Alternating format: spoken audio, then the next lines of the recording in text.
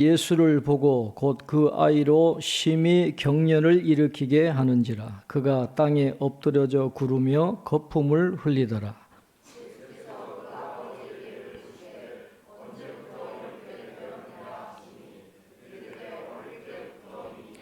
귀신이 그를 죽이려고 불과 물에 자주 던졌나이다. 그러나 무엇을 하실 수 있거든 우리를 불쌍히 여기사 도와주옵소서.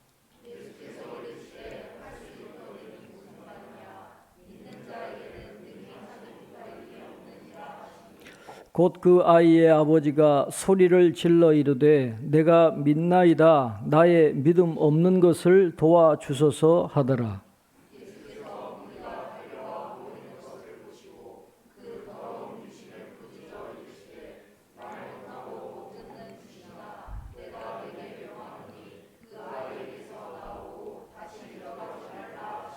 귀신이 소리 지르며 아이로 심히 격려를 일으키게 하고 나가니 그 아이가 죽은 것 같이 되어 많은 사람이 말하기를 죽었다 하나.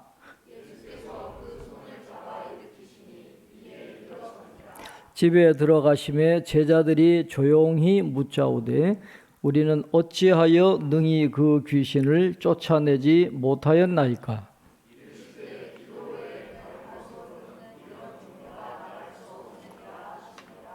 아멘. 예, 교회 소식 주보를 참조해 주시기 바랍니다. 피치 못할 사정이 생겨가지고 다음 주에 공동의회를 하려고 했는데 한 주간 더 늦춰서 22일 주일날 공동의회를 하고 선거를 하도록 하겠습니다. 22일 날 세례문답을 잠깐 하고 장로님들과 함께 그 다음에 공동회를 하고 29일 날 종료주일에는 세례식을 하고 또 세례받은 우리 청년들하고 같이 성찬식을 거행하는 그런 순서를 갖도록 하겠습니다. 잘 참고해 주시기를 바랍니다. 환우들을 위해서 늘 기도해 주시기 바랍니다.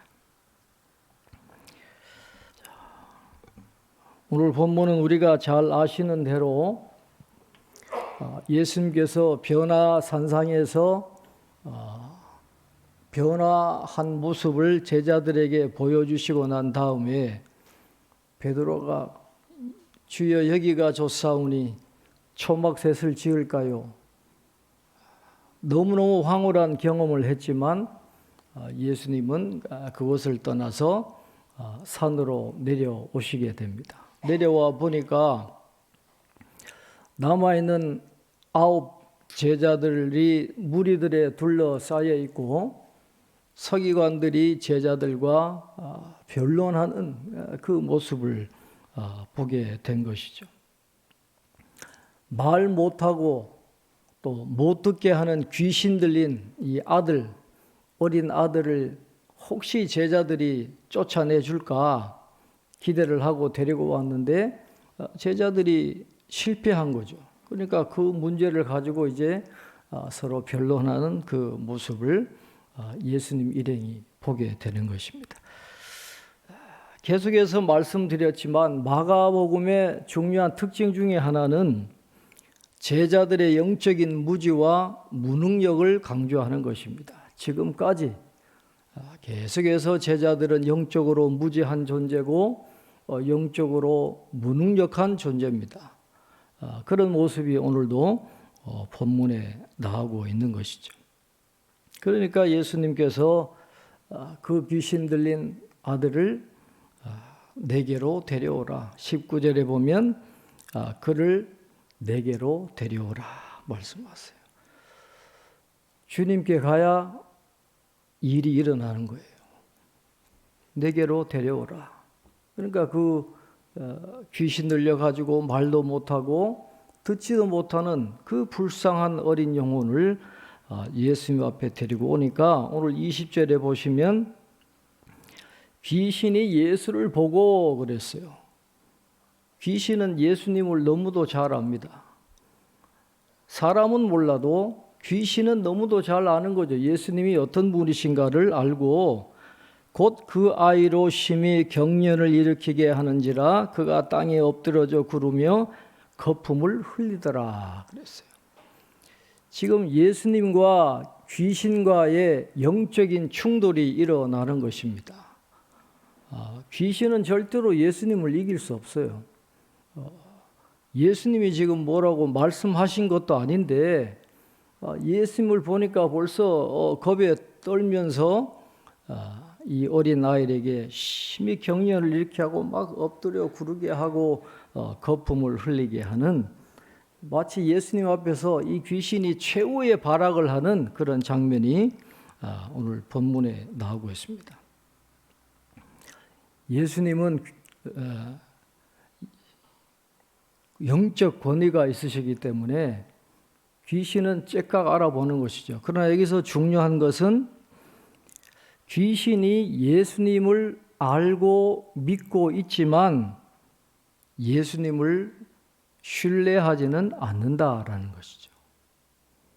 하나님의 아들이십니다. 예수님은 보통 분이 아니라 신성을 갖고 계시고 이 귀신을 이기시는 영적인 권세가 있다라는 것을 귀신은 그걸 너무도 잘 알아요. 그러나 신뢰하지는 않는다라는 거예요. 이거 굉장히 중요한 겁니다. 예수님을 알아요. 그러나 신뢰하지는 않아요. 이건 다른 거예요. 예수님을 아는 것하고 예수님을 신뢰하는 것은 다른 겁니다. 내 주권을 내려놓고 예수님 앞에 무릎 꿇고 저의 모든 것이 주님의 것입니다, 주님 앞에 헌신합니다 하는 그런 자세가 귀신은 없는 거예요. 예수님이 어떤 분인지는 알지만은 신뢰하지 않는 그런 귀신의 모습이 나오는데, 오늘 이 주제, 알지만 신뢰하지 않는다라고 하는 이것은 오늘 이 말씀의 핵심 단어가 믿음이거든요. 그 믿음과 관련해서 오늘 우리에게 중요한 교훈을 주고 있는데, 오늘 이 말씀을 통해서 믿음이라고 하는 것이, 오늘 우리가 교회에서 이야기하는 믿음이라고 하는 것이 어떤 것인가 하는 것을 다시 한번 분명하게 정리하고 그 믿음이라고 하는 뜻이 우리에게 주는 교훈을 우리의 삶에 잘 적용해 나갈 수 있는 저와 여러분이 될 수 있으면 좋겠습니다. 그 모습을 보시니까 얼마나 그 영혼이 불쌍해요. 그 어린아이가 말이죠, 귀신 들려가지고 말도 못하고 귀도 못 들어요. 그러니까 소통이 안 되잖아요. 완전히 외딴 섬으로 고립되어 있는 그런 어린 영혼을 예수님이 얼마나 안타까우시겠어요.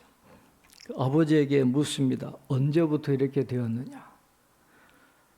어릴 때부터입니다. 얼마나 불쌍합니까?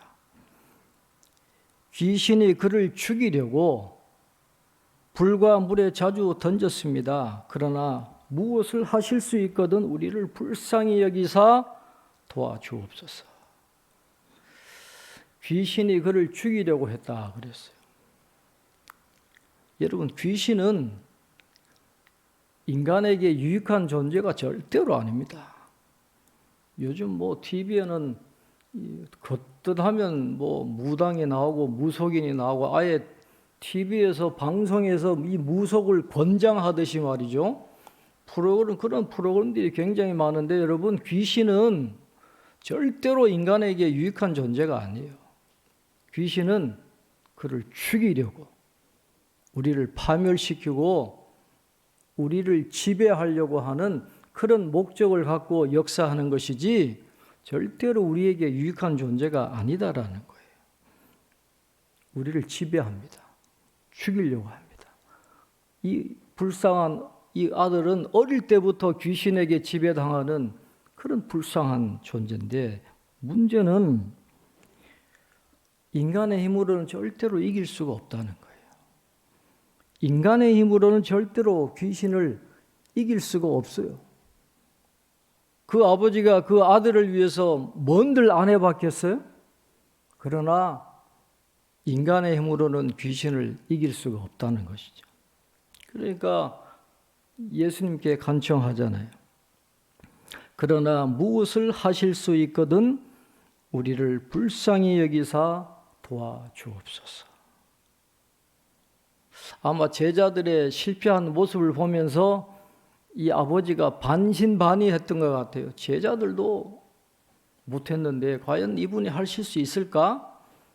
그럼에도 불구하고 이 지푸라기라도 잡는 심정으로 하실 수만 있다면 제발 우리를 좀 불쌍히 여기시고 도와주십시오.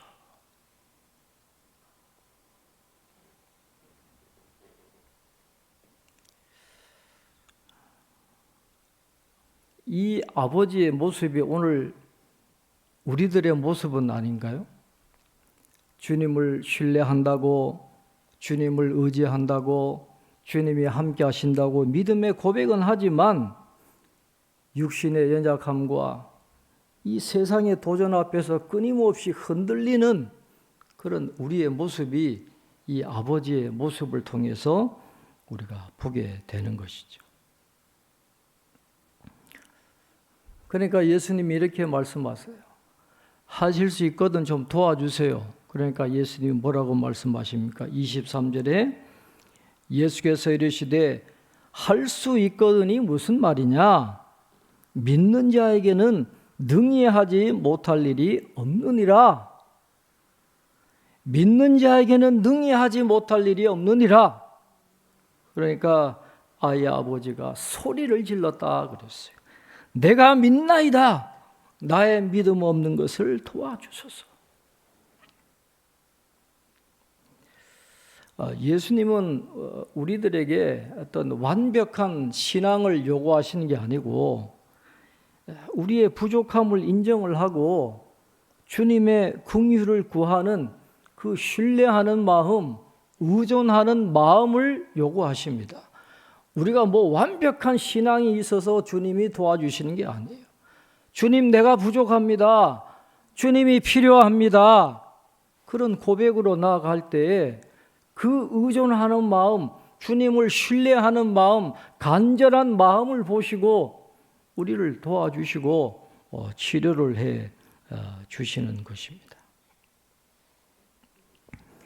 자, 여기서 믿음을 이야기하시잖아요. 예수님께서 믿는 자에게는 능치 못함이 없다. 믿음을 말씀하시고 그 아버지가 또 나의 믿음 없는 것을 도와주셔서 그랬습니다. 신약 성경에도 이 믿음이라고 하는 것이 많이 나오는데 과연 이 믿음이 뭘까요? 신약 성경에서 말씀하는 이 믿음, 그것이 무엇을 의미하는 것일까요? 오늘날 우리 교회 안에서 믿음이라고 하면 주로 뭘 생각을 합니까? 이 사형리 여러분 들어보셨죠?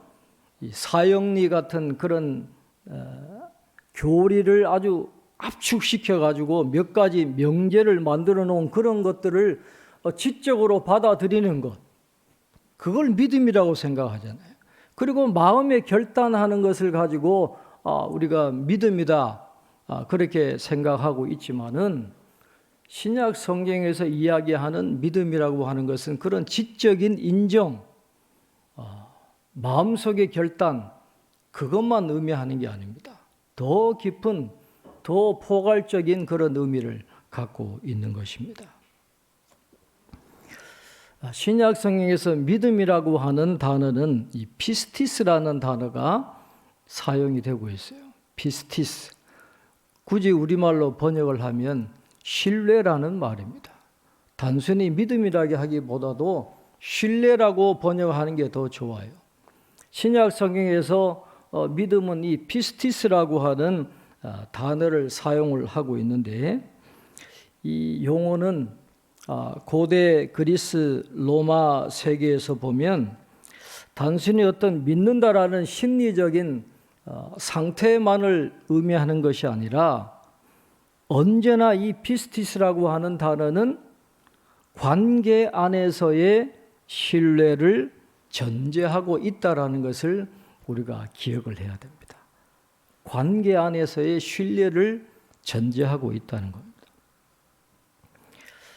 이 고대 그리스 로마 사회에서 인간관계의 핵심은 신뢰에 있습니다. 신뢰를 주고 신뢰를 받는 이 신뢰가, 이 피스티스가 모든 사회 질서의 토대를 이루는 근간이라고 해도 과언이 아닐 정도로 이 신뢰, 서로 신뢰를 주고받는다라는 것이 굉장히 중요했습니다. 그래서 이 A와 B의 관계 속에서 신뢰라고 하는 것은 이 모든 것을 포괄하는 게 바로 피스티스예요. 한쪽만 일방적으로 주는 게 아니라 양쪽에서 주고받는 이 신뢰를 피스티스라 그렇게 이야기하는데, 그래서 이 피스티스는 여러 뜻으로 번역할 수 있습니다. 신실함, 충직, 보증, 맹세, 신뢰, 충성, 의지할 만함, 이 모든 게 피스티스라는 단어 속에 그 의미가 들어 있습니다. 그래서 이 고대 그리스 로마 세계에서는 정치나 경제나 법이나 가정이나 종교도 다 이 피스티스 위에 세워져 있는 거예요. 신도 그 인간들에게 신뢰할 만하고 의지할 만하다라고 하는 것을 보여주어야 되고, 그 신의 신실함을 믿는 인간은 신에게 충성을 바쳐야 되고 헌신을 바쳐야 되는 겁니다.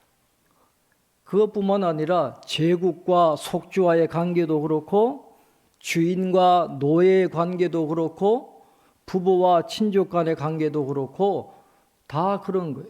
신뢰를 보여줘야 되고, 그 신뢰함에 감사하면서 충성하고 헌신하는 것을, 이 모든 걸 피스티스라 그렇게 이야기하고 있습니다. 바로 이러한 관계에서의 신뢰를 이 피스티스라고 하는 용어를 신약 성경도 그대로 인용을 하는 거예요. 이 신뢰라고 하는 단어를 그대로 갖고 와가지고 하나님과 우리의 관계 속에서의 그 믿음을 이 피스티스, 신뢰라고 하는 단어로 사용을 하고 있는 것입니다. 자, 데살로니가전서 3장 7절로 8절에 보면 우리가 이 신약 성경에서 이야기하는 믿음의 근본적인 의미를 우리가 이해할 수 있습니다. 데살로니가전서 3장 7절로 8절은 이러므로 형제들아, 우리가 모든 궁핍과 환난 가운데서 너희 믿음으로 말미암아 너희에게 위로를 받았노라. 그러므로 너희가 주 안에 굳게 선즉 우리가 이제는 살리라 그랬습니다. 데살로니가 교회인들에게 바울이 편지하는 겁니다. 우리가 모든 궁핍과 환난 가운데서 너희 믿음으로 말미암아 우리가 위로를 받았노라. 그럼 여기서 나오는 믿음이 뭘 이야기하는 걸까요?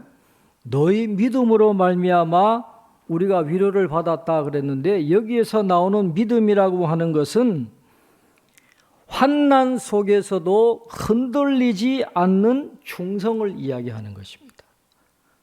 그냥 교리적으로 받아들이고 지적으로 맞습니다라고 하는 그런 지적인 인정을 의미하는 게 아니라, 궁핍과 환난 가운데서도 주님 안에 굳게 서 있는 한결같은 신뢰, 변함없는 충성, 그것을 바로 믿음이다, 피스티스, 신뢰다, 그렇게 이야기를 하고 있는 것이죠.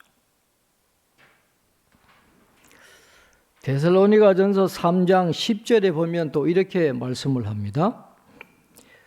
주야로 심히 간구함은 너희 얼굴을 보고 너희 믿음이 부족한 것을 보충하게 하려 함이라 그랬습니다. 너희 믿음이 부족한 것을 보충하게 하려 함이라. 그래서 믿음이라고 하는 것은 한번 믿는 것으로 그냥 충분히 채워지는 게 아니에요. 지속적으로 믿음의 과정이 이어져야 됩니다. 오늘 믿었다고 내일 안 믿어도 되느냐? 그게 아니다라는 거예요. 지속적인 관계 속에서 하나님과의 관계 속에서 환난과 궁핍 가운데서도 이 관계를 끊어버리지 않고 끝까지 지속적으로 주님을 바라보고 의지하고 헌신하는 관계를 지속적으로 이어가는 것, 하나의 과정으로 이야기하고 있다라고 하는 것입니다. 그래서 피스티스라고 하는 것은 지적인 인정을 의미하는 것이 아니라 어떤 환경에서도 하나님과의 관계를 끊어버리지 않는, 하나님과의 충성, 헌신, 신뢰하는 마음을 포기하지 않는 것, 그것이 바로 신약 성경이 말하는 믿음이다라고 하는 것을 우리에게 가르쳐 주고 있습니다. 그래서 이 믿음을 갖고 있는 믿음의 사람들은 하나님이 계시지 않는 것 같은 그런 상황 속에서도 계속해서 하나님께 기대고 항의하면서도 관계의 끈을 놓지 않는 그런 믿음의 모습을 보여주는 게 바로 이 믿음이라고 하는 단어가 뜻하는 바가 된다라는 것입니다. 예수님은 그런 믿음을 우리에게 요구하세요. 아무리 우리의 환경이 어려워도, 사망의 음침한 골짜기를 지나가는 것 같을지라도, 우리를 도와주지 않는 것 같을지라도 왜 어려움은 그렇게 한꺼번에 올까요? 감당할 수 없는 그런 수많은 어려움들이 우리에게 몰려와도 주님은 우리에게 원하십니다. 주님을 신뢰하는 그 마음을 포기하지 말라는 거예요. 매 순간순간 그 관계를 지속적으로 이어가면서 주님을 바라보는 그 믿음, 포기하지 않는 그 믿음, 일생을 이어가는 지속적인 그런 신뢰를 예수님은 우리에게 기대하고 계신다라는 것이죠. 이 눈에 아무 증거 아니 배워도 믿음만을 가지고서 늘 걸으며, 이 귀에 아무 소리 아니 들려도 하나님의 약속 위에 서리라. 이 믿음을 원하시는 거예요. 신약 성경이 말씀하는 믿음이란 바로 이런 것입니다. 한번 믿는 것으로 끝나는 게 아니에요. 이례적인 사건으로 끝나는 게 아닙니다. 매일매일의 삶 속에서 이 관계와 신뢰는 이어져야 되고, 우리가 이 세상을 떠나는 그날까지 지속적으로 이루어져야 되는 것이 바로 믿음이요 신뢰다라는 것을 말씀을 하고 있습니다.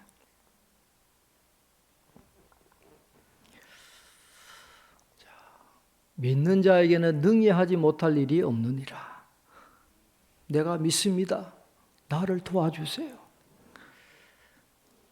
그러니까 무리가 점점 더 달려와 모입니다. 뭔 일이 일어나는가, 어떤 일이 일어날까 궁금해가지고 수많은 무리가 달려드는 것을 보게 됩니다. 그럴 때 예수님이 말씀하시죠. 우리 25절, 26절 한번 같이 읽겠습니다. 25절, 26절입니다. 예수께서 무리가 달려와 모이는 것을 보시고 그 더러운 귀신을 꾸짖어 이르시되, 말 못하고 못 듣는 귀신아, 내가 내게 명하노니 그 아이에게서 나오고 다시 들어가지 말라 하시매, 귀신이 소리 지르며 아이로 심히 경련을 일으키게 하고 나가니 그 아이가 죽은 것 같이 되어 많은 사람이 말라기를 죽었다 하나 그랬습니다. 예수님은 어떤 분이십니까? 메시아로 오셔서 귀신을 쫓아내시는 권위를 갖고 계신 분다라는 것을 마가가 보여주고 있는 것이죠. 내가 내게 명하노니 그 아이에게서 나오고 다시 들어가지 말라 그랬어요. 다시 들어가지 말라. 완전한 해방을, 완전한 자유를 가져다 주시는 이 메시아이신 예수님이 지금 이 땅에 오셨다라는 것을 마가는 이야기해 주고 있는 것입니다. 예수님의 권세 앞에 사탄의 권세는 이미 무너졌어요. 처참하게 무너지게 될 것을 말씀을 하고 있는 것이죠. 그러나 귀신도 그냥 나가지 않고 이 아이에게 심히 격려를 일으키게 하고 아주 힘들게 하고 최후의 발악을 하면서 나가니까 아이가 죽은 것 같았다. 그래서 다른 사람들이 보니까 다 죽어 있는 것 같아요. 그러나 예수님께서 27절에 보면 예수께서 그 손을 잡아 일으키시니, 이건 야이로의 딸을 살리실 때 그 단어예요. 죽은 자를 일으키시는 것처럼 마치 죽어 있는 것 같은 이 아들을 살리십니다. 그리고 이에 일어서니라, 헬라어로 아네스테라고 하는 단어인데 부활을 의미하는 거예요. 이 죽은 자를 예수님이 손을 잡고 부활하게 하셨다. 다시 살아나게 하셨다. 사탄에 의해서 죽음과 파멸로 내몰렸던 한 인간이 하나님의 아들이신 예수님의 손에 붙잡혀서 다시 새로운 생명을 갖고 다시 태어나는 이 놀라운 장면을 오늘 마가가 보여주면서 의도적으로 부활과 관련된 용어를 쓰고 있는 거예요. 바로 이 모습이 예수님의 부활을 예표하는 것으로, 그래서 이 기적은 작은 부활로 그렇게 마가는 기록을 하고 있는 것입니다. 귀신이 쫓겨나갔습니다. 이 아이가 다시 살아나는 그런 놀라운 기적이 일어났습니다. 그런데 28절에 보면 집에 들어가심에 그랬습니다. 이 말씀이 반복되거든요. 마가에서는. 마가복음에서 집은 예수님이 제자들을 가르치시는 장소를 의미하는 것입니다. 집에 들어가셨어요. 그러니까 제자들이 조용히 예수님께 묻습니다. 우리는 어찌하여 능히 그 귀신을 쫓아내지 못했습니까? 자, 29절 우리 한번 같이 읽겠습니다. 29절입니다. 이르시되 기도 외에 다른 곳으로는 이런 종류가 나갈 수 없느니라 하시니라. 기도 외에는 이런 종류가 나갈 수 없다라고 그랬어요. 여러분, 마가복음 6장에 보면 제자들은 전도 여행을 하면서 귀신을 쫓아낸 경험이 있어요. 축귀, 귀신을 쫓아내는 경험이 있습니다. 그런데 왜 예수님께서 그들에게 기도를 강조하셨을까요? 여러 가지 해석을 할 수 있겠지만 제가 볼 견지에서는 제자들은 과거의 경험을 생각했던 것 같아요. 쫓아낸 경험이 있거든요. 그러니까 굳이 하나님께 기도하지 않아도 옛날에 우리가 했던 경험이 있으니까 우리도 할 수 있다. 근데 안 되는 거예요. 그러니까 예수님이 말씀하시는 것은 아까 이 믿음이라고 하는 것이 일회적인 사건으로 끝나는 게 아니다 그랬잖아요. 지속적인 일이에요. 과정이에요. 예수님께서 이 말씀을 통해서 기도 외에 다른 것으로는 이런 종류가 나갈 수 없다고 하신 이 말씀의 취지는 제자들을 보고 말씀하시는 거예요. 과거에 한번 경험했다고 해서 그걸 갖고 또 할 수 있는 게 아니라 매일 매 순간 사건마다 하나님 앞에 기도하고 하나님을 신뢰하는 그 관계 속에서 하나님이 주시는 은혜로 할 수 있는 것이지 너희들의 지식과 너희들의 경험과 너희들의 기술로 할 수 있는 게 아니다라는 거예요. 매일매일의 시간 속에서 하나님과의 관계 속에서 지속적인 신뢰의 그 관계 속에서 기도할 때에 하나님이 도와주시는 은혜로 우리가 할 수 있는 것이고 우리가 살아가는 것이지 내 능력으로 아니다라는 거예요. 하나님의 능력으로 이런 일이 일어나는 거예요. 그래서 우리는 매일매일 우리의 무능력함을 고백해야 됩니다.